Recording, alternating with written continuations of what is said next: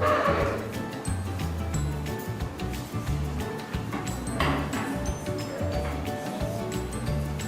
ความยาวก็ได้นะคะความยาวก็ได้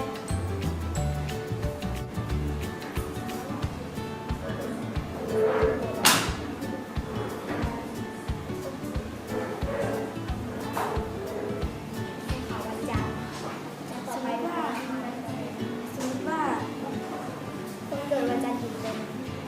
มีคนเกิดวันจันทร์5 คนที่เราสาธิตไปเมื่อกี้ เราได้สำรวจข้อมูล มาใส่ตาราง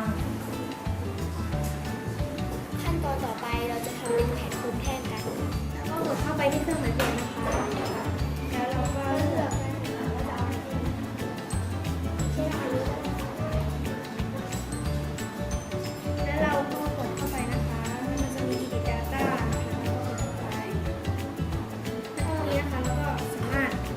เอาข้อมูลมาใส่ลงไปได้ค่ะ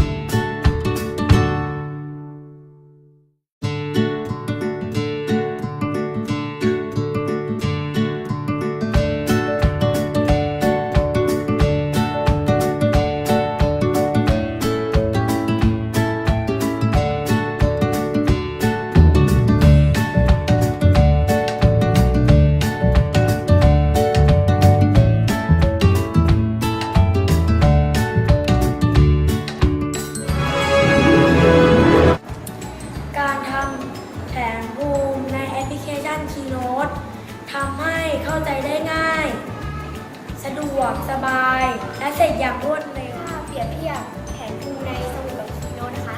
จะเลือกคีย์โน้ตค่ะเพราะว่าคีย์โน้ตง่ายมากเลยค่ะไม่เหมือนในสมุดต้องแบบตีเส้นเล็งเส้นให้ตรงนะคะแต่ในคีย์โน้ตถ้าอยากได้แผนภูมิแบบไหนก็เลือกได้เลยค่ะง่ายหนูชอบเรียนคณิตศาสตร์โดยใช้ iPad นะคะเพราะว่าเวลาเราหาแบบฝึกหัดทบทวนแล้วก็ค้นหาในอินเทอร์เน็ตได้ แล้วก็มีแอปพลิเคชันที่ช่วยให้ทำงานคณิตศาสตร์ได้รวดเร็ว เช่น Keynote, Excel Everything แล้วก็มันก็ไม่